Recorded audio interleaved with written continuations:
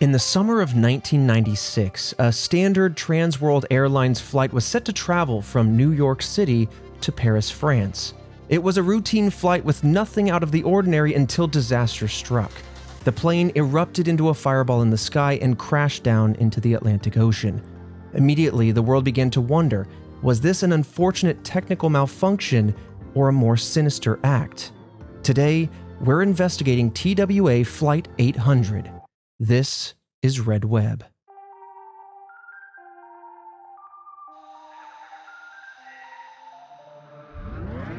Welcome back, Task Force, to another episode of Red Web, the podcast all about unsolved mysteries, true crime, and the unknown. I'm your resident mystery enthusiast, Trevor Collins, and joining me hearing this case for the very first time is Alfredo Diaz.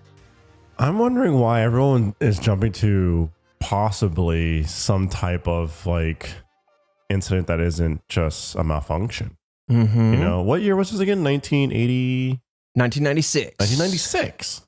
So what was going on in 96? Is there a type of is there a war or anything happening? Are we invading something? Well, we're not long after Operation Desert Storm, which ended by 91, the fall of the USSR at the turn of the 90s. Also, I was a 5-year-old, so I was running around watching Lion King at this point. So that's also my memory of the 90s. But no, nothing comes to mind necessarily, at least not through the lens of this case. I mean, like half a decade later, yeah, it doesn't seem like there'd be any type of world event for the U.S. that would make it alarming and have people jump to the conclusion necessarily, you know? Yeah. They weren't a myth, anything. So that's where my mind went instantly.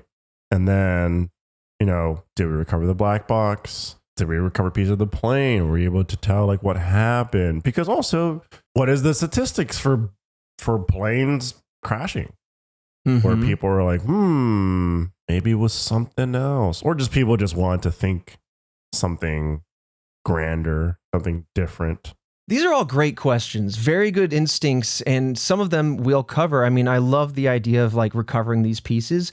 Hold on to that because this is a mind-blowing case in so many different ways, and that element right there is uniquely one of them. I will say, as far as conspiracy, I think in the human history and the zeitgeist, we're always a little bit of a conspiracy-loving species. We want to think that there's something greater going on. And, True. And I do appreciate you seeking what's happening in the world that is maybe driving the fears of these theories. But we'll get into all of that. We'll say a few publications came out in the following days. I'll go ahead and just give this to you now. On the front page of the New York Times, it talks about explosive devices and explosions. And so immediately the news is jumping into something, jumping to conclusions. But we'll start with the crash, right? We'll start with the basics as to what happened that day as far as eyewitness accounts and everything we know. And then we'll move into the investigation and finding the wreckage, which then helps us figure out some answers.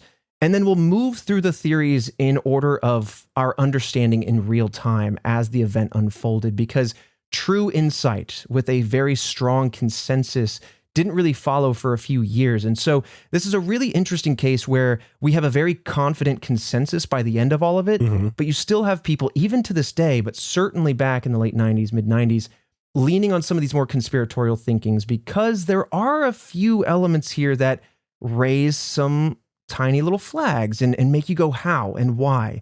So we'll talk about all of that. Again, it's a fascinating case as it is morbid. But before we dive in, just a few pieces of housekeeping here. As always, we've got a lot going on just beyond the realm of this weekly podcast at redwebpod.com, where you can support us directly, get the podcast ad-free and weekly exclusives. You will find this week on Friday a movie club that Christian, Fredo, and I just recorded today. It is Troll Hunter. What a great time to enjoy just a kind of a silly found footage movie. Don't take it too seriously. Come enjoy it with us. That's coming out Friday. Yeah, it's definitely a movie where it's let's get a bunch of friends together and just have a good time. And like you said, not take it seriously, and you just have a blast. There's a lot happening these days, and sometimes you just need a silly movie to cut through the noise and cut back and kick back rather. But whatever, you can do it all. But with that said, there's a lot to dissect here. I'm sure you're going to have a lot of questions. So without further ado, I want to dive in. our discussion begins on July 17th, 1996. Again, we're talking about the Trans World Airlines, or TWA, Flight 800. Right out the gate, as always, I have an image of the plane pretty close to the incident. This picture, I believe, was taken in 1996, and you have the tail number N93119. Oh, so this is the actual plane? That's the actual plane. Oh. Yeah. But otherwise, 747, I mean, it's a honking plane. It's one of the biggest. Big boy. And then eventually the A380 conquered that one with a full double deck. Yes. Gorgeous plane. But the 747, one of the first, if not the first, to have a second deck, but only in the front half of the plane there. I guess, like, what warrants a double deck? Because I took a flight to Australia, and like both there and back, it was just a single deck. That's a great question, and honestly, this is where I used to know all of this stuff, and now it's kind of getting hazy from my old schooling days. But ultimately, it's a little bit of luxury. That's where your business class might be seated. It's to increase your capacity without dramatically lengthening the plane or without dramatically increasing skin friction. But ultimately, I think a modern airline has probably found, like the 777, the Dreamliner, and the 787, probably have found a better balance between capacity, offering those upgradable seats and things, as well as balancing in fuel economy. These are all the various metrics you need to get into. True, you gotta think about fuel economy too. Yeah, and engines getting more powerful. So it's something to do with all of those things, just increasing capacity and also maybe a little bit of hubris to say, like, look at this guy. We developed the biggest commercial airline. So it could also be a little bit of practical marketing in a sense. But Task Force, I know there's the hive mind out there has got a little bit of knowledge. Let us know if you have any more details in the comments. So yeah, it's a stunning airline. Like I said, it is a Boeing 747. In particular, it's a 747-131. So that 100 series denotes that it is essentially the first. You might see, like, when you're on a normal airline, a 737-400 or 737neo, or these are just like iterations on otherwise the same kind of starting point, if that makes sense. Yeah. So this aircraft was scheduled to fly from John F. Kennedy International Airport there in New York City, New York, and it was on the way to Charles de Gaulle International Airport in Paris, France. Initially, it was scheduled to depart at 7 p.m. local standard time. Interestingly, TWA was actively phasing out these older 747-100 models for newer planes like the 767, just for fuel economy and for more modern amenities, I imagine. And because of this, there are a lot of reports sprinkled throughout the sources that we were looking at that claim that this flight was initially meant to be a 747. So much like any of these topics we've investigated, Fredo, you see inconsistencies throughout all the different sources. And I've seen some people laying the foundation of these conspiracies by saying, oh, it was initially meant to be a different plane, and then they swapped this one in last minute. And as far as I can tell, especially from the National Transportation Safety Board, which we're going to talk a lot about, the NTSB, they show no record of that. So I wanted to at least be honest about this kind of floating fact that I kind of see floated around that isn't actually a fact. But that said, it is worth looking a little bit closer at the pre-departure plane. So it was initially meant to be the 747. Yes, it is a little bit older, but we'll talk about that here in a second. It's certainly within its designed lifespan. But for one thing, there was a strange event where a passenger baggage mismatch happened. That happens typically when a bag makes it onto a plane without the associated passenger. So say you're scheduled, like you, Fredo, going to Australia and your bag ends up on a plane that you're not on, they'll flag that as being kind of, well, let's look into this. How did this happen? Is this cause for concern, or is this just an accident, etc.? Yeah, it's also terrible, like, when that happens, but everyone I've ever talked to is like, yeah, they found my bag and they drove it out to me. They flew it back to where I was staying and then literally drove it to my front door. Yeah, I've had that happen. Sucks to lose it in the first place, but the fact that, like, you don't gotta go in, they're just like, you know, give you calls or text updates and be like, we have the bag, we're flying it back, we have the bag, someone's dropping it off. I'm like, okay. Totally. And so it is kind of worth investigating. Is this a mistake, or is this something that we need to look into? Well, turns out that ultimately ended up being a false alarm. The passenger was indeed present on the plane, but due to this, as well as some ground equipment malfunctions, the plane's departure was actually delayed to 8:02 p.m. Because of the baggage? Because of the bag thing, but also because I believe one of the bag machines was jammed. There was some ground equipment malfunctions, and so it just kind of delayed the plane an hour and 2 minutes as far as loading up and everything. Oh, okay. I was like, dang, one person's bag delayed like the whole flight. That's a little too much. Not too bad. Yeah. There was some malfunctions happening that caused it. It's a minor delay, but I want you to remember this because this hour will come to play a little bit in the final consensus. Okay. Now, this other part is not necessarily important, so I'm not going to go into the greater details about it, but prior to this plane taking off, I think it was the arrival into JFK, if I'm not mistaken, engine number 3 had some repairs on the thrust reverser sensors, as well as some of the wiring was replaced. That's just to show you that some mechanics were happening on the plane. It's kind of, I'm painting a vivid picture here.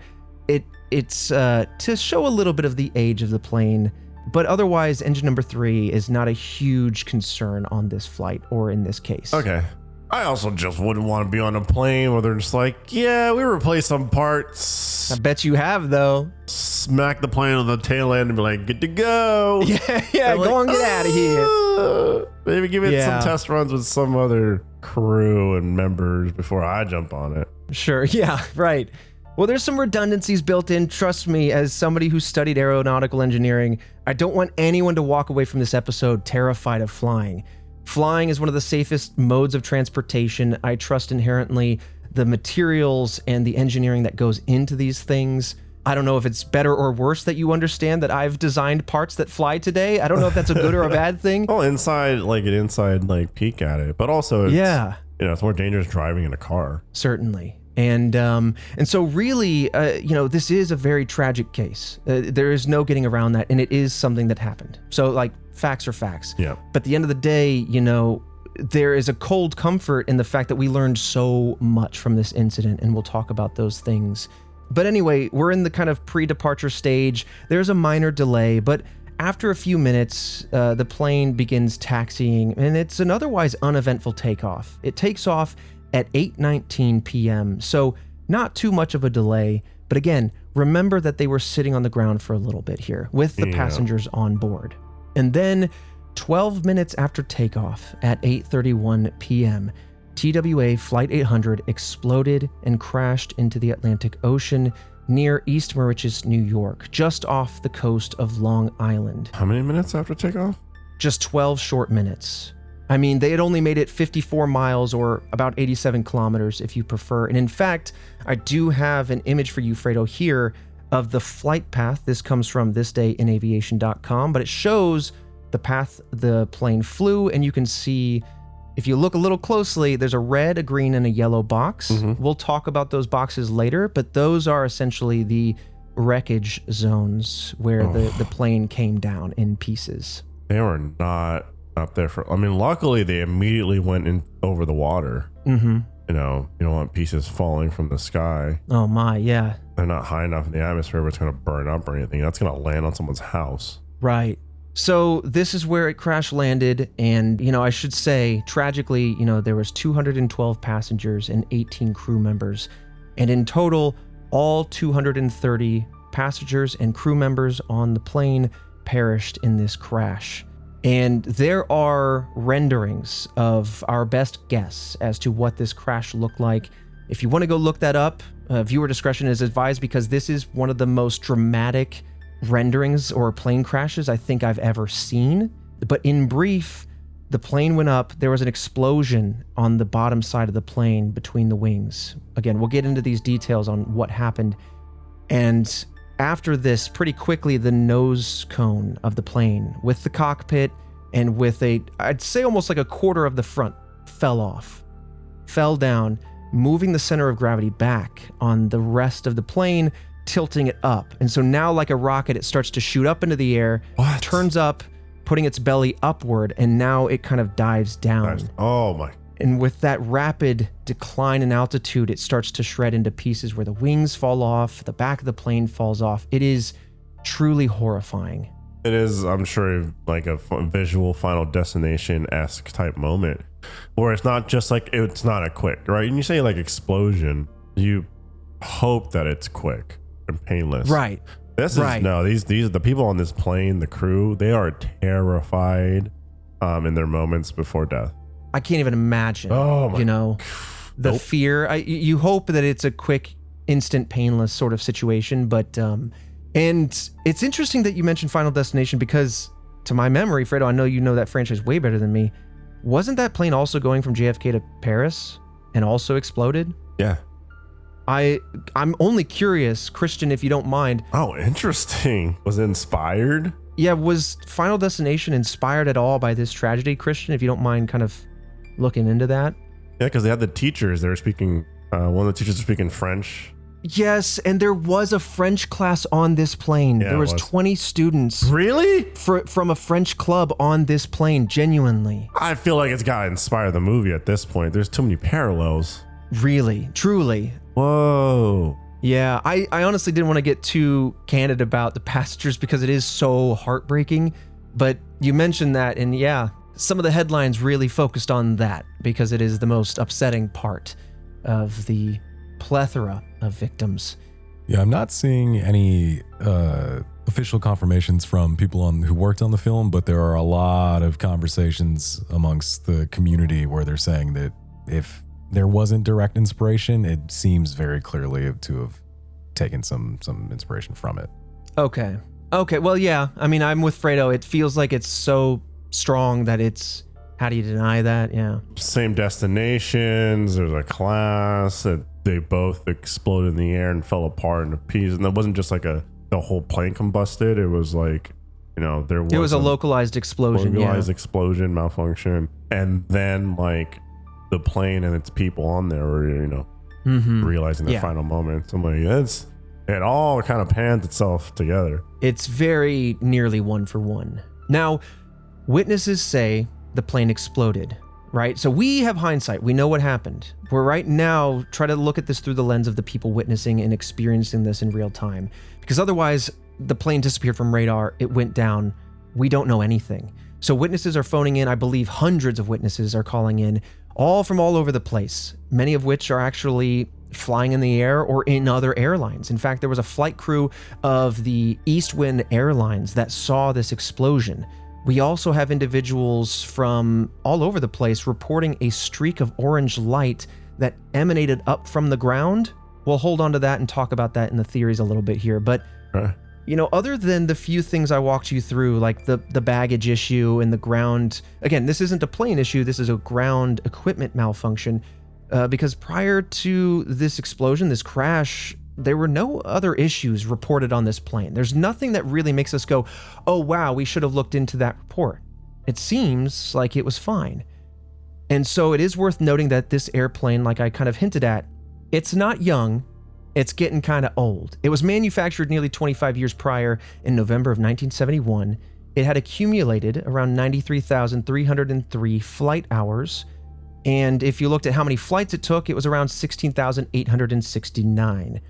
That's a lot, and it might not make any sense to you, so let me contextualize that. The average lifespan of a 747 as a passenger plane, including earlier models like the 100 model we're talking about here, is around 25 to 30 years, so yeah, we're getting close to it. Oh, wow. Okay. A lot of 747s then increase their lifespan by being converted to cargo use only, at which point some of these planes might see over 40 years of runtime. I think to be more precise about it, it's worth talking about the designed life cycle of a 747. They're meant for 35,000 flight cycles, so with that metric, we're a little less than half. That's takeoff and landings. And I believe they're designed for 150,000 flight hours. And so with that metric, we're around almost 2/3, right? 67% of its Yeah, it's still lifespan. got some oomph to go. So I don't want to paint a picture here that this is an archaic, ancient 747 that shouldn't be flying. Some people might feel that way, but it's getting close to a safe retirement. Got it. Yeah, because I was going to ask too, I was like, how do you gauge when a plane is just out of commission and whatnot? It's like, oh, they get moved to cargo. There's a certain amount of like hours that they're essentially like supposed to be flying. or good to fly, but like the whole moving it to cargo and to doing other stuff, I'm like, oh, okay. And you're doing it like well ahead of its time too. So I'm like, oh, okay, they're being extra cautious about it. Yeah, kind of taking the human element out of it as it gets into its twilight years, so to speak. And honestly, I have to say, I didn't put any notes here in particular, so I can't quote anything, but aircraft, especially today, but certainly still in the 90s, undergo rigorous maintenance schedules to the point where they're kind of annoying. You might experience this with flight crews and the safety with which they can only be on for so many hours, but the plane itself, after, I forget, X number of hours, it's surprisingly small, has to immediately be taken out of rotation and looked at for a standard maintenance, check the engines, check the wiring, check all this sort of stuff to make sure it is still safe. And a lot of those things are built on the understandings of accidents like this. And yeah, so there's like rigorous, maintenance and testing and everything. Like, that's a good thing. Yeah. This episode of Red Web is sponsored by Factor. Task Force, you're looking to eat better, but you don't have the time. There's zero time and energy to make it all happen. But Factor doesn't ask you to meal prep, follow recipes, go to the grocery store, build up this supply of raw ingredients. It removes this entire problem. 2 minutes, real food, done. Lean proteins, colorful vegetables, whole food ingredients, and healthy fats all make up the meals that you get with Factor. It's kind of like the stuff that you would have made if you had the time. Factor has 100 rotating meals every week with different types that you can look for, like high protein, calorie smart, Mediterranean, GLP-1 support, and ready-to-eat salads. Now, in my experience, convenience is often associated with something that's going to be super unhealthy, but you can get it quickly. But Factor has not been that thing. Every single meal I've had with Factor has been absolutely delicious, and it fits my goals. I'm getting the vegetables I need, as well as that high protein diet I'm always looking for because I'm working out, trying to bulk up a little bit, you know what I mean? I'm really impressed by all the offerings that Factor has. Whether you're busy working at home remotely or going to the office and you need something you can take to the fridge in the workplace, Factor's got you covered. You know you have something good for you stowed away so you're eating good and never needing to stress about it. And if that sounds interesting to you, Task Force, head to factormeals.com/redweb50off. And then use code REDWEB50OFF and you'll get 50% off your first Factor box plus free breakfast for 1 year. Offer only valid for new Factor customers with code and qualifying auto-renewing subscription purchase. Make healthier eating easy with Factor. So ultimately, coming back to the crash itself, there's no obvious external factors that contributed to the plane's explosion. There's no inclement weather to speak of. It is the evening, the sun has set, but otherwise with flight computers and things, it really shouldn't be an issue. And the flight crew never reported any sort of problems to air traffic control. So all things considered, this is a huge question mark. And that's what we're going into this investigation with is what happened? How can we figure it out? And that leads us to the wreckage. Because immediately following this explosion, of course, rescue efforts are begun in earnest. And we have a lot of pictures for you today.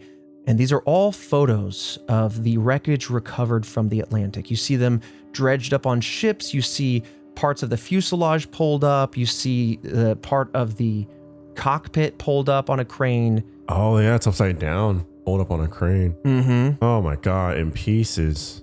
Absolutely. I don't want to know. Then it's like if they pulled up any bodies or anything like that. Well, yes. They did. I'll just say that. Yeah, I mean, I'm looking at like the second photo. I'm like, they have the whole cargo. So there's like big pieces still intact. Mm-hmm.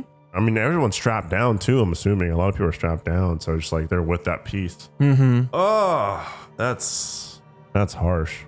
It's very harsh. It's very hard to think about the picture here. And so I'll give you the facts. I'm not going to paint too vivid a picture of what was found that evening, but like I said, several witnesses were airborne when they witnessed the explosion. In fact, there was a helicopter being operated by the New York Air National Guard. It was the HH-60 Pavehawk helicopter. It was about 8 miles or 13 kilometers away from the aircraft when it exploded. And so they were essentially the first on scene, able to arrive after they saw the explosion. And so as they approached, they realized that the crash was still kind of happening. They had to retreat because debris was still falling into the water at that time. Whoa. I never really heard about like getting there too early. Yeah, dude. Yeah, so like I said, it exploded. Pieces immediately came down from that. Then the cockpit, as well as like the front quarter of the plane, fell off, spiraling down. The plane continues to fly up. And so, yeah, you have almost stages. Yeah, different pieces break off. They have different weights to them. Gravity affects them at a different drop velocity, a different rate. And if you get there soon enough, like, when do you ever hear, we got here too quick, we need to back off because there's still pieces falling from the sky? Right. You just never right. hear about that. It's always like you get there as it's happening or you get there in the aftermath of it. Yeah, but never like, oh man, that's, what a case. What a case, dude. And it really gives you a better idea of the timeline here, like as far as like the minutia, how long it took for this crash to happen, so to speak. So they back off, and ultimately rescue efforts required kind of an all hands on deck approach. You have the Coast Guard, you have the police, you have the US Navy. They're all searching for any potential survivors. And the scene was first led by the Coast Guard, who brought in over 500 personnel to begin the search efforts. And the first Coast Guard units to respond arrived in helicopters as well as cutters that were in the area. And this is where they found the ocean absolutely alight with still burning jet fuel. Yeah, I mean, again, 12 minutes after takeoff, this plane was essentially fully loaded for the flight. Right, for a long, lengthy flight too. Right. And so all of this jet fuel floating on the surface of the water, still burning. Yeah, it's going to be slick and it's not going to blend together with the water. Oh, man. Yeah. What a just catastrophe. Truly. It's just everything just went tragically wrong, and then just the fallout of it. And so if you're not familiar, just to help you paint the scene of the search party, a cutter is a type of boat specific to the Coast Guard. I do have an image for you, Fredo, of a generic cutter, just to give you that visual. So those who first arrived on scene described what they saw, the intensity of the crash. Flames still raging on the surface of the water. Remember, this is nighttime, and so it is a hellish image. They see the plane's interior is shredded. There's things floating on top of the water. There are bodies, not all of which are intact, that kind of were in the area. And now this is where I'm kind of up in the air. Fredo, I do have another image for you of what was seen that night. It is very dark, so you can see the lights of the cutter in the background. You see the fire, but you don't see anything else. But I will show you, but just for the sake of being extra cautious, we're not gonna put this one in the episode. If you want to see it, you can see it available to you online, Task Force. Quick glance, I don't see bodies or anything like that. No. It's, part of the water set ablaze, and then the cutter's in the background. I mean, you see faint lights, kind of a searchlight, fire, smoke, and ocean, and some reflections. So you're not seeing a lot. Well, I was thinking too, like if it's nighttime, like how do you know? I mean, obviously they're going as steady as possible, and they got the floodlights on or whatever. Like, how do you navigate all the destruction, but also possibly not running someone over? Right. I mean, you move very, very slowly, and you constantly call out, right? You're using megaphones or whatever the equivalent might be to call out to any possible survivors that might be there. Yeah. As you might have discerned almost immediately upon arrival at such a traumatic scene, they assumed it was very unlikely that there were no survivors. From here, as the day goes on, everybody there is tasked with capturing as many pieces of the floating debris as possible, which the floating debris on the surface, it is said, has spanned over 50,000 square miles. This is a massive, massive search for all of this, again, floating debris. This is from the US Naval Institute. And just for context, 50,000 square miles is twice the size of Rhode Island. So our smallest state to be sure, but this is the area they're combing for floating debris. Oof, that's a lot. I mean, there's a lot of hands on deck, and luckily, for better or for worse, it happened almost immediately. So, you have Long Island just off the coast? Yeah. So you're able to rally a bunch of different boats, and everyone is able to jump all hands on deck. And then if you need to ferry back and forth, it's really quick. So it does make it easier, the fact that like you're so close to shore. Yeah. It's another cold comfort where cold comfort. you can react quickly. So it gives you as many clues as possible so you can potentially get an answer, because there are many aircraft that almost disappear, crash far out at sea, and then we see very, very little and are left with only questions. Oh, yeah. I mean, there's just, most of the planet is water, Right. You're traveling across these giant oceans. I remember just like looking on my seat at the map and tracking and everything. And I'm like, it's just water. Yeah, for dude. like miles and miles, hundreds of miles, just water. Like we are over water. There's nothing near us. You're out there. If you fly to Australia from here, yeah, dude, it's a bit unnerving. Yeah, I was like, there is no land close by at all whatsoever. We are in the air.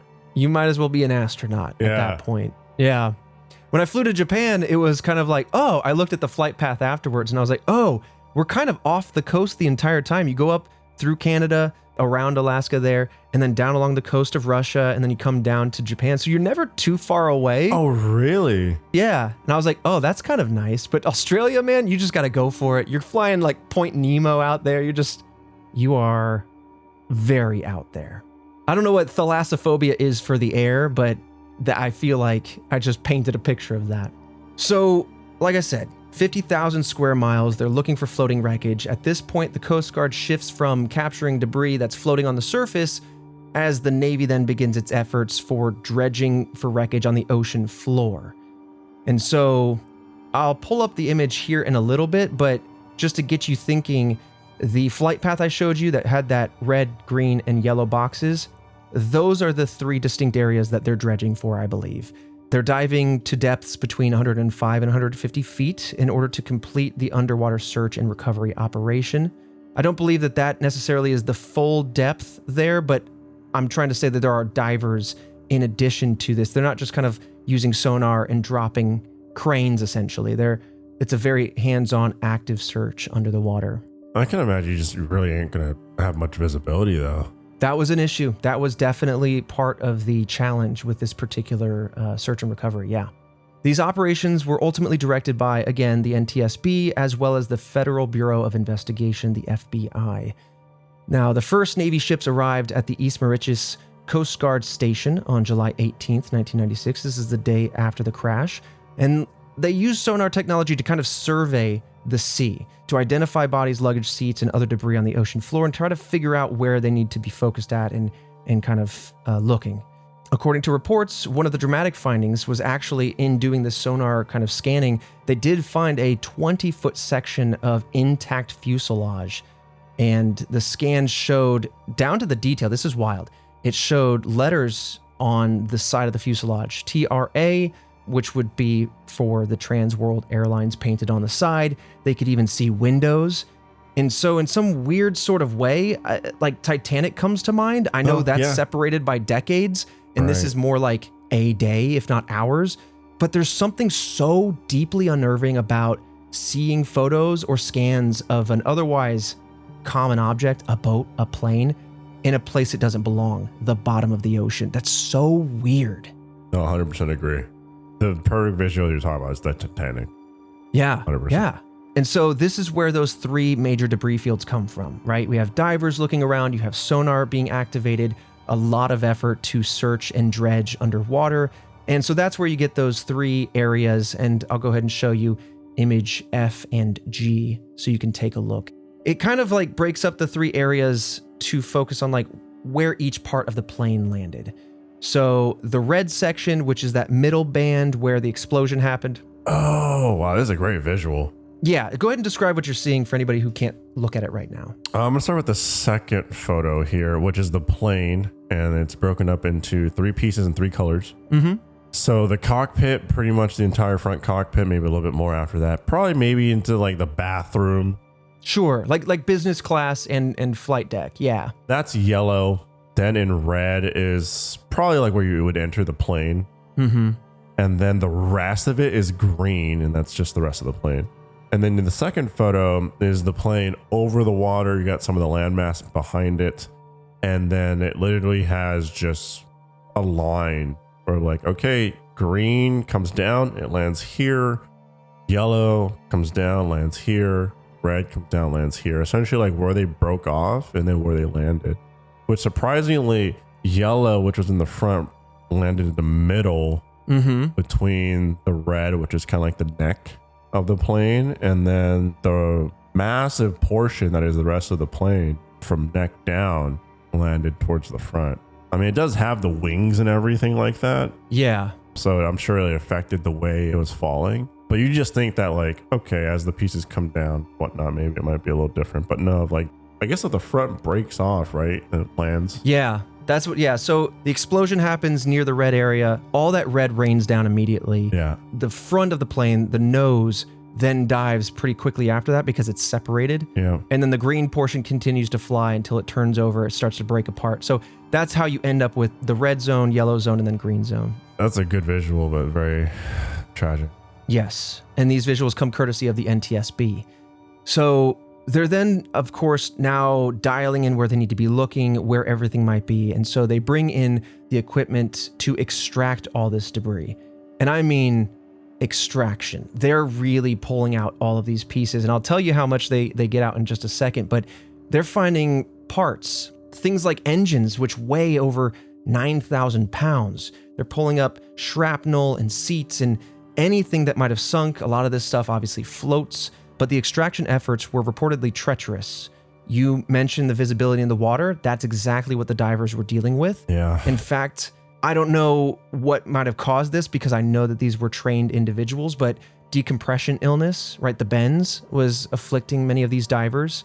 And a lot of these divers also got stuck in the wreckage themselves and the wiring of the plane. So if you're able to swim down to it, it's like if you open up a plane, it is a rat's nest of normally very organized wiring. But if it's exploded and broken apart, it's essentially a web. So these divers are really having a terrible time of all this. But I can't even, all the pieces and like you said, the wiring, and then you have like things like luggages and all the little things like luggages from the cargo, luggages from people themselves. It's just, there's everything scattered everywhere. Thousands of pieces, I would assume. Lots. And I just can't imagine like, oh my God, the efforts to like scan, dive, attach, pull up. It's got to be done, but my goodness. Huge effort. This was one of the largest diver-assisted recovery operations the Navy has ever conducted. And you, as you can see why. Now, I should mention before we get kind of to the end here, at some points in this recovery and search operation, the water was too rough to explore, so the underwater operations had to be paused here and there. But again, hats off to the diving team. Truly brave efforts were put into place for those divers. It does really make you feel like, okay, if there was to be any survivors, they had a good chance of being found and rescued because like all the effort was put in. It's just, the way everything happened. Right. And it's that same effort that will drive towards a very confident answer, which again is a cold comfort, but it offers some closure for any of the family members and friends directly, impacted by this loss. So search and recovery lasted nearly 6 months, with the search finally ending in November of 1996. And in the end, this is what's gobsmacking about this case.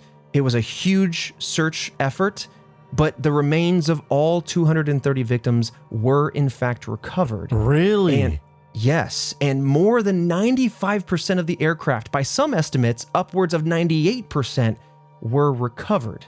Is it because of the way it broke up? Like, it could be because of the way it broke up. It could be because they acted quickly. All the things you've kind of indicated. Right. And because it being more localized, I think them jumping on this effort and moving quickly helped with that. Right. Because otherwise the tide would take a lot of it, Yeah. But not only did they get over 95% of the plane, all of those pieces were then taken to a hangar so they could be reconstructed in order to get a closer look, to get a deeper analysis of what happened that fateful evening. In fact, you're going to love this then. I have 3 images for you. This is the reconstruction of Flight 800. Oh. Tell me what you're seeing. So, cursory glance, I mean, the first image is, we're talking about probably like the whole midsection of the plane. Mm-hmm. It is as intact as you think it would, like... As you could get? As you can get, right. For something that had an explosion on one end and then this plummeted to the water. And then they have all the seats laid out. Yep. And so they've essentially organized all the pieces as if they were on the plane, how they would be. That's the first image. And, in the first image, the back is the giant portion of the plane. And then in the foreground is all the seats and stuff. Mm-hmm. And then I guess it's like a backside of that same piece, and you can see probably just like the blown out lower half. Wow. It's kind of the other side from the first image, yeah. Yeah, and then there's a closer shot of like the cargo. Mm-hmm. Whoa. Yeah, I think that first image. Yeah, they're like reconstructing it in its pieces. Yeah, dude. Wow. I think that first image is pretty haunting. It's haunting, but it's very fascinating to look at. And what an undertaking, man. Absolutely. You can even see like the second deck above Trans World there in that first thing. Now, I don't want to paint a false image. The wings aren't on this thing. It's not like it's the entirety of the plane. No, but it is the essential portion. Way more intact than you think it would be. But with this, the reconstruction after the kind of recovery effort, this leads us kind of into the theories, which are almost merged with the investigation. Now, there are 3 interesting theories, 2 of which come almost immediately after the event. And the third one we're going to discuss is the NTSB consensus that they feel very confident about, and I believe took a few years to really dial in this understanding. I can only imagine. Like, what kind of, like, I just don't even, you know what I mean? Obviously, like the amount of chains that everything has to go through and all the like logging and information and logistics. Right, dude. There's so many different pieces, even though you have them all. Like, I can't imagine day one of just like, dude, okay. Day one of just, you see a bunch of pieces around. You're like, how do you start? Like, here's the project. I mean, like, you tackle it like a puzzle piece. You're just like, oh, here's all this, a bunch of chairs. Let's just start lining up the chairs. The same way, like, I guess I'll do the edges of the puzzle. It's easy to kind of just like grab and then put together.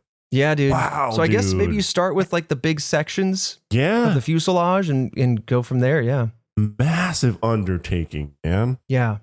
So with this reconstruction now underway, the early on investigation kind of focuses on what several witnesses stated they saw. And it comes back to that orange streak of light that people saw that seemed to come from the ground, go up to the air, and conclude with an explosion. Oh, I forgot about that. Yeah, dude. So let's come back.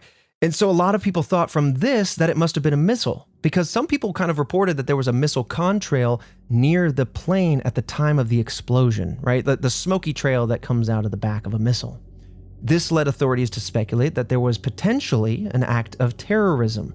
While the NSTB could not investigate the criminal implications of the crash, they brought the FBI in to investigate. In order to do this, the 2 organizations had to create kind of a workflow when it came to investigating evidence, making sure that nothing was lost in communication, respecting jurisdictions of who owns what, but also in doing that, like you're saying, it creates all this extra paperwork, and so it does make the process a little bit more lengthy, but it allows them to look deeply into this.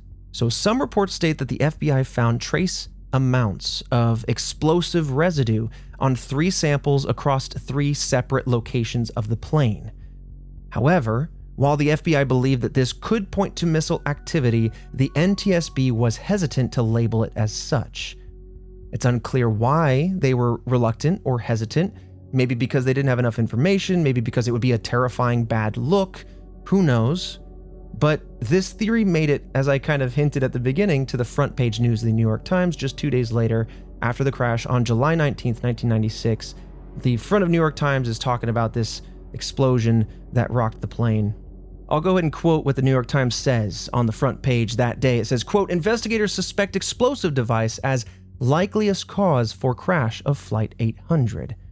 And so immediately you can see how this, in the days after, it was already well known because it was a very public incident. Oh, yeah. I mean, civilians can see it from the coast. Exactly. And now you've got them saying, well, an explosive device was the most likely answer. That's terrifying. You don't want planes falling out of the sky, but you also don't want bombs on planes. Yeah, that's an issue. I mean, right. I wouldn't even risk flying at that point, no matter where I am. I could be all the way on the West Coast. I still wouldn't risk it.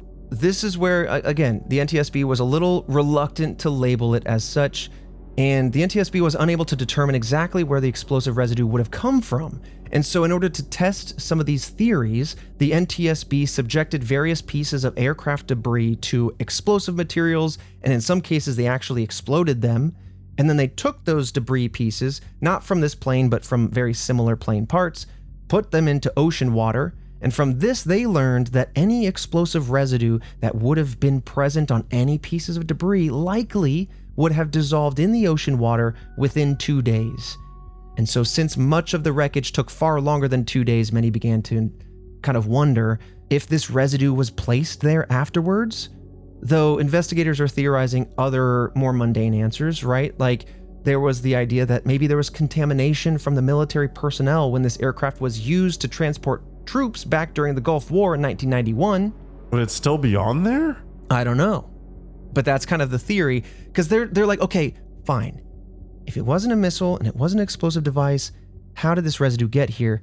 But also, I'm wondering, how was the residue there if residue would have dissolved within 2 days or whatever? Right. And then if you're thinking like, well, what if it was like from back in the day? It's like, I don't know. Like, I'm sure they flew through rain at some point when that dissolved some of it too. Like, well, if it's all like maybe in the cargo bay or something. True. Yeah. Yeah, true. If it's on the inside. It's a really interesting snag. And I think this is the crux for a lot of people and a lot of conspiracy theorists that go, well, the consensus that we'll talk about later doesn't really address this. Pragmatically, to me, there are some good reasons why explosive materials might be on this plane. For example, just 1 month prior to the accident, a canine training exercise went down where they were basically training bomb-sniffing dogs.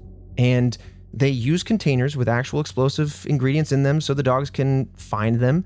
And I believe one of the officers during that exercise said that one of the containers containing this material supposedly cracked during training, and it could have led to some leakage, and that's maybe how the residue got there. But again, it would have rinsed off in the ocean.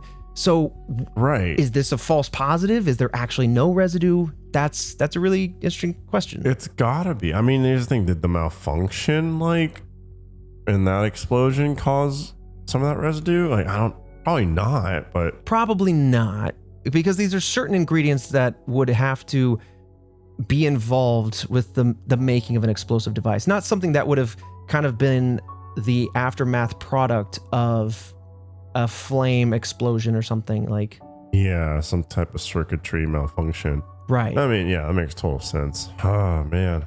I mean, it's a very interesting theory. It's plausible, but it really relies mostly on this particular snag that is kind of hard to explain. This episode of Red Web is sponsored by BetterHelp. Sometimes it can feel like everyone has it all together in their love lives. The truth is, most people are still figuring it out and finding their way. And no matter where you are in your romantic journey, therapy can help you find your way. BetterHelp therapists work according to a strict code of conduct and are fully licensed in the US. BetterHelp does the initial matchmaking work for you so you can focus on your therapy goals. If you aren't happy with your match, switch to a different therapist at any time from their tailored recommendations. With over 30,000 therapists, BetterHelp is the world's largest online therapy platform, having served over 6 million people globally. And it works with an average rating of 4.9 out of 5 for a live session based on over 1.7 million client reviews. In my experience, therapy is an essential tool for many challenges we face in life. Often it's tough to approach these things that we deal with, whether it be relationships or stress or work-life balance or anything else, and therapy helps us understand what's going on in our minds a little bit better, and I think BetterHelp is a wonderful first step to get you acquainted with the therapy process and also finding the right person for you. That is essential. So if you're thinking about starting therapy, sign up and get 10% off at betterhelp.com/redweb. That's betterhelp.com/redweb.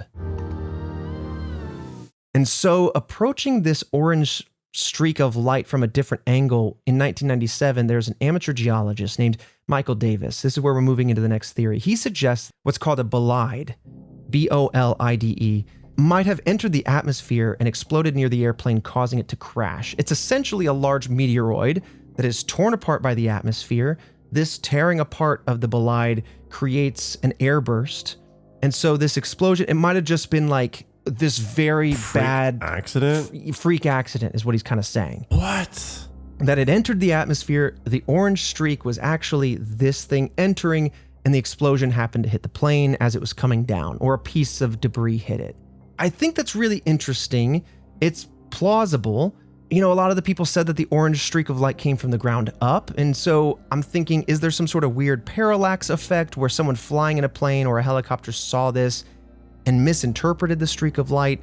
It's kind of a Hail Mary thought there, but he kind of hypothesized that one of the pieces of this bolide would have cut through the fuselage, ripping open the wing tank, and the vapor in the fuel then would have ignited due to the heat of such a collision, so almost instantaneously ripping it apart and creating an explosion all in one fell swoop. What just a unfortunate series of events. Absolutely. I mean, what are the chances? Extremely, extremely rare. It doesn't mean it can't happen. Right. But, you know, it's something to consider. He supports this theory because he references a few other things that I haven't mentioned yet. A few witnesses say they heard sonic booms or multiple sonic booms sometime around the time of the crash. Now, of course, this plane, I don't think at any point crossed the sound barrier, wasn't going nearly fast enough to create a sonic boom.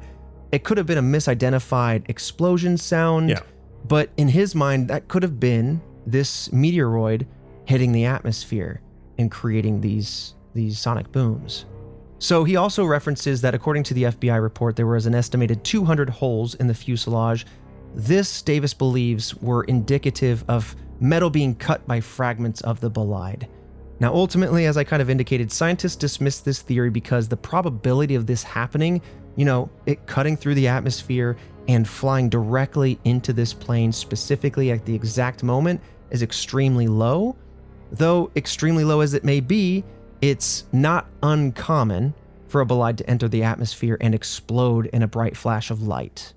But all of this now kind of leads us to the NTSB consensus, because after a thorough investigation, the NTSB determined that the cause of the accident was an explosion in the center wing fuel tank. I believe that's called the CWT, from ignition of the flammable fuel and air vapors in that tank. However, they could not state the source of the ignition with certainty, though there is an understanding. I'll give you my kind of layman's understanding of all of the things that went down, and this. One of the most prominent ignition sources. Wait, this is in the wing? So it's not in the wing, but it is called a center wing fuel tank because it's in the belly of the plane between the two wings. Got it. That's where it is. But okay. Underneath, yeah. It might surprise you to find out, though, that the wings of most commercial airlines are in fact fuel tanks. And so this aircraft, the center wing fuel tank, was essentially empty for this flight. They didn't fill it. It had dregs in it. You know, it had about 50 gallons out of the total 13,000 gallons it could have held. So it's essentially empty for all intents and purposes, but the fuel in the wings, those tanks, they're full. Oh, I didn't know that. Wild to think about, right? I didn't know that there's like literally fuel on the wings. Yeah. It's like thinking about your car and your gas being stored in the side mirrors. It just doesn't compute. Yeah, it doesn't. I learned something. I was like, that's just crazy to think about. So like how many times I've seen the wing? I mean, when I went to Australia a couple weeks ago, saw the wing of the plane. Never once I thought like there's fuel. Is it like lined throughout the wing? There might be, it depends on the aircraft in particular, but there's like tanks in it. Oh, okay. And that's so that way, you know, the human part of the plane is, I'm guesstimating, like 2/3 of the capacity. So if you took a cross section of the fuselage, it's a like round. The floor is maybe 2/3 down. Below that, you could put the fuel tanks, but that's where luggage goes and other sorts of equipment and things. And so there are a few fuel tanks like this one underneath, but it becomes efficient to just say, well, we don't need a whole lot out on those wings, so let's go ahead and put the fuel out there. Weight distribution, center of gravity, all these sort of equations go into play. But suffice to say, you got fuel in the wings, and right now, though, I want you to keep focused on the center wing fuel tank, which, again, should be empty on this plane. That's where they're saying the explosion took place. They don't know the ignition for certainty, but the most likely scenario was a combination of faulty indication systems on the fuel quantity combined with a short circuit or other faulty piece of technology outside of the tank. This would result in a high-energy electrical arc from the fuel tank, which would then ignite these flammable vapors. If you don't know, whether it's car gas or jet fuel, they're They're quite different, but they're also similar. When they become a vapor, especially if there's oxygen in play, they become extremely explosive. It's almost a misnomer to say that gas is flammable. It is. It's more explosive than it is flammable. Really? Because it really wants to evaporate. And so we're focused on the liquid part, but there's always fumes, and those fumes want to go boom. I should also say their assumption that some sort of fuel level gauge was faulty is kind of supported because we don't have any reports back to air traffic control as far as like concerns or anything. But at 8:29 p.m., you have Captain Ralph Kevorkian, who can be heard saying on the radio, or captured by the black box, I should say, quote, "Look at that crazy fuel flow indicator there on number 4. See that?"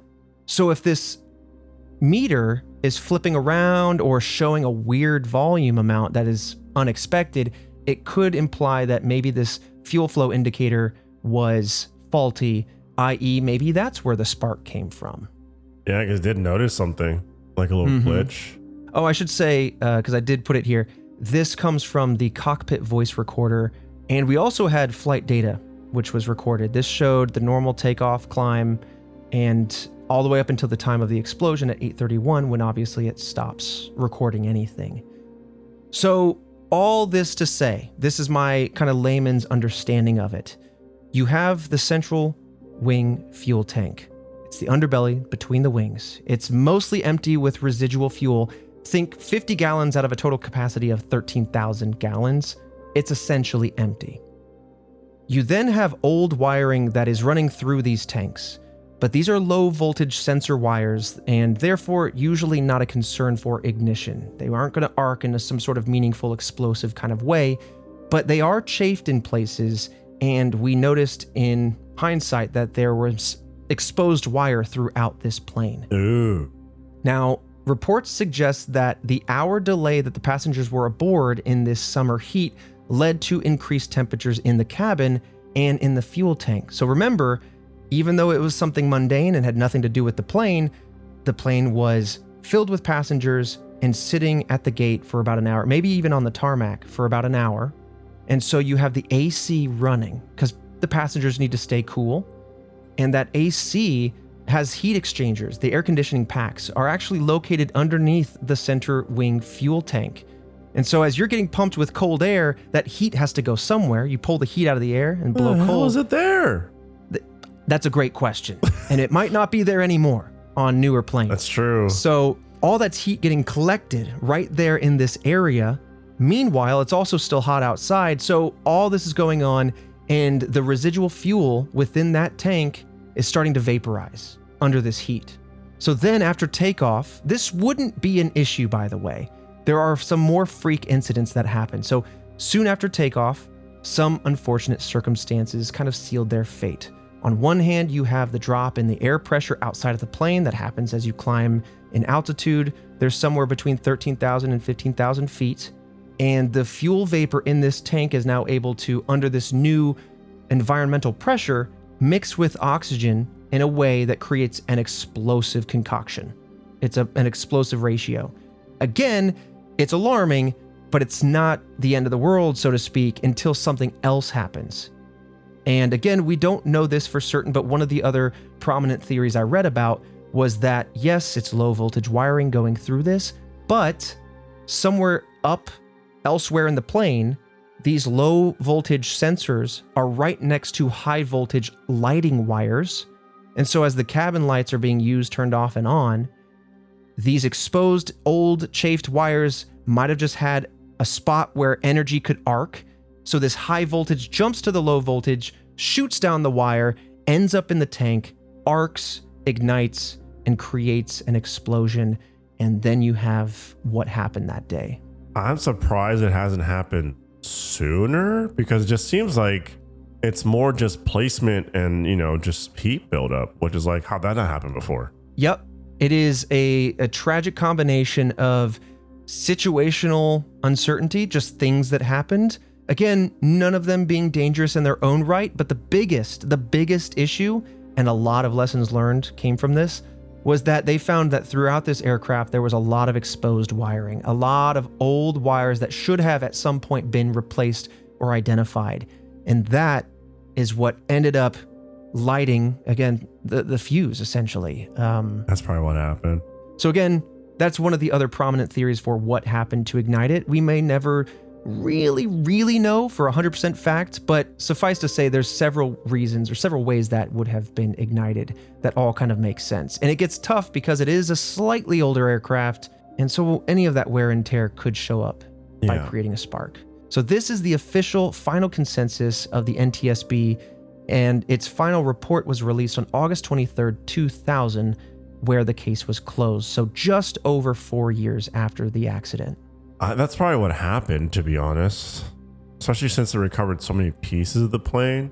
I'm sure they were able to look at like nexus of the explosion was, where different pieces were broken up and everything like that, and we're able to like put together. People just sciencing the hell out of this stuff and just being like CSI undercover agents being like, well, the way this was fractured and this metal and this was bent on that, like they just went to town on it. Yeah, I think they nailed it, especially having, like I said, all the pieces at their fingertips.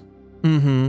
I'm surprised it hasn't happened before, or it took this long, because it just seems like an unfortunate structure, like the way everything was structured. So for me, I'm like, how has that happened before?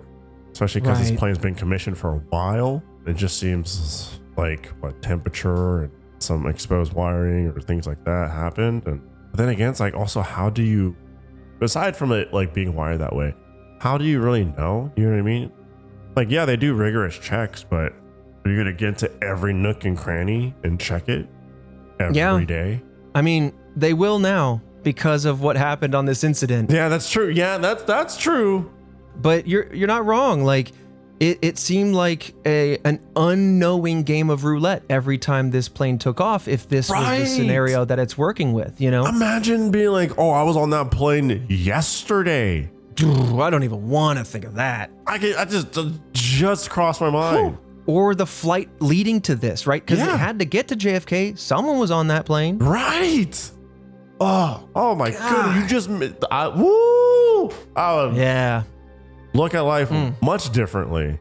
Totally. Like, I got off that plane, and then I deboarded the plane. Yeah, because the plane landed, a group deboarded. Yep. And then what is it, like an hour to get everyone on and then take off again? For this particular flight, I'm not sure. I know it underwent, like I said, the thrust reverser sensors were replaced with some wiring. And again, I kind of gave you those details because okay, so they saw some wiring needed to be replaced on the wing. Right. Where's the basic maintenance for the wiring elsewhere? Well, now it exists, but maybe not at this time. But I mean, like, you could the time is still so short, like what, 2-3 hours, that you could be at the airport still on like a standard layover. Oh yeah. You could be a layover when this happens. You know what I mean? Like, I just got off that plane. Nuts. Can you believe Dude, that? I almost can't, but you gotta. I mean, that's what happened for some people. That's what happened for some people. Yeah, dude, that's wild. That's really wild. Oh man. So in closing, there's still a good amount to discuss here because, like I've kind of implied, I won't be exhaustive because there's a lot of lessons learned from this accident. But ultimately, the NTSB fully reconstructed the plane and kept it on display in Ashburn, Virginia at the training facility. And for almost 20 years, this reconstructed aircraft was used for accident investigation training. And so, you do love to see it. It's so weird to say that because it's so obviously tragic. Don't get me mistaken. But the fact that we can learn so much from this and improve safety, beyond measure, that's at least, again, I've said this maybe 4 times now. So drink for the 4th time here, cold comfort. But that's pretty impressive, dude. Yeah. To pull all this up out of the ocean, put it all together, and then for 20 years, you have people coming through here to investigate and understand what happened, how this can be prevented. And honestly, what do you think that does for a generation of FAA employees or NTSB employees? It does. Safety will be right there at the front. Yeah, to see it firsthand and the scale of it. That is the same reason why people are organ donors, you know what I mean?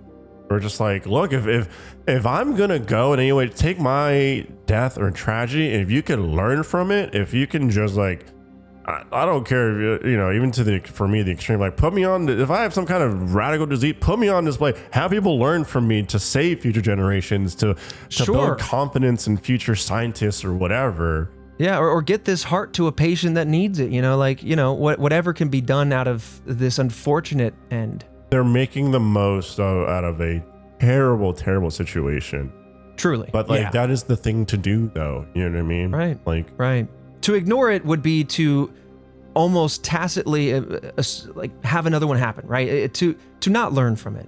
So ultimately, like I said, nearly 20 years, it was dismantled in, I believe it was 2021, because the lease on the hangar expired. It's kind of an unfortunate way for that to end, but I assume there's other details in play there. The TWA Flight 800 International Memorial was built in 2002 to honor all 230 souls who perished in the crash that day. If you're in the area, or if you're interested, task force, in seeing it, you can find it located in Smith Point County Park, Long Island, New York. It is near the site of this crash. So in the wake of the crash, like I said, the FAA concluded that many operating airplanes were lacking in ignition prevention strategies. We really learned about wiring, aging of wires, but also looking at how, you were saying, this feels so obvious. If this can be ignited, why aren't we looking at all the ways it can happen? Well, that's exactly what the FAA is starting to do at this point. In 2001, the FAA issued Special Federal Aviation Regulation, SFAR 88. This regulation required the re-examination of existing commercial planes and their ignition prevention. It also required the implementation of enhanced safety features from their findings.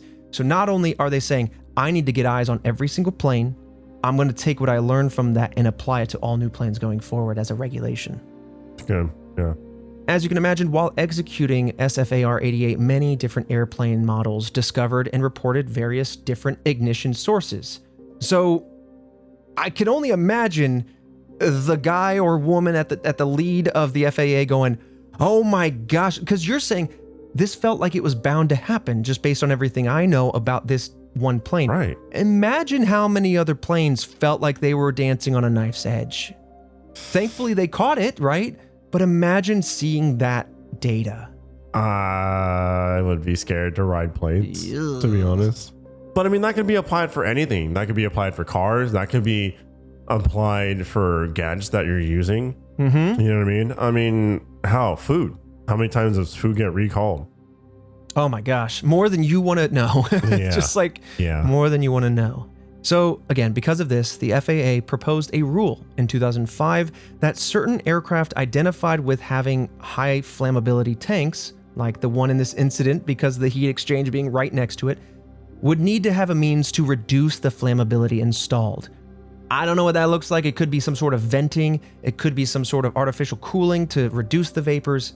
I'm sure they have a plethora of fancy options. Yeah. But these weren't the only two rules to come out of TWA 800. The FAA also instated one, target maintenance on wiring systems after they found to have deficiencies, right? So there were deficiencies found on TWA 800 and on other aircraft. And so they're saying, let's look at that, let's learn from it, and now let's create a target maintenance sort of schedule for wiring systems to reduce chafing, to reduce where the sheath that keeps it insulated. Any kind of stress. 100%. All of that sort of stuff. They also instated the reduction of fuel tank flammability in transport category airplanes. It's the name of this thing here, this rule. But this rule required, quote, measures to assess and reduce the flammability exposure of certain transport airplane fuel tanks. Lots learned, lots to glean out of this horrible tragedy, but ultimately a very interesting case because of the construction efforts, because of these interesting, I would almost say now, fringe conspiracy holdouts for this confusion of explosive residue. Was it there? Was it not there? Was it a misread of some kind? And then, of course, just like all of the insights that made the entire aviation community safer for it.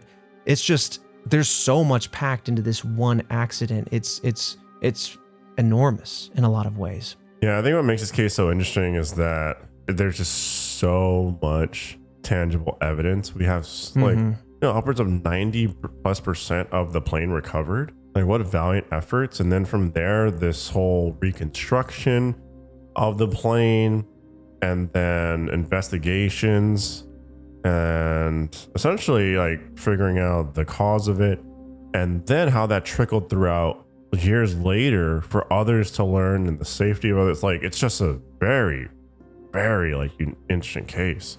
Very interesting, very pivotal in aviation, and also just I've said it a lot, but it's just truly tragic. But again, a lot sprang up out of this to help improve and change the regulations and landscape as far as safety is concerned. And I'm still just like, I've had this image up on my screen now for a while. I'm just shocked at like this reconstruction effort. Yeah. I'm not going to paint this picture as if it's like the plane looks like it could fly again, task force. No, but considering it exploded and was torn up out of the sky, pulled out of the water, this is tremendously impressive. And I'm incredibly proud of everybody that was able to help make this happen, and for the lessons learned that came from it. Because there's, like I said, there's been so many other tragedies in the air that just result in almost nothing but conspiracy, because it's just like, you just disappear. Yep. The world is huge. The ocean is big and deep and vast, and there's currents. And so like something like this, if it didn't happen immediately, could have just dissipated, and we may never have known, right? And may never have improved. It's not only did we get a lot back from the actual incident, but we're able to learn so much from it. In much better, more succinct words, yes. I'm over here waxing poetic. But okay. Well, that is the TWA Flight 800 accident.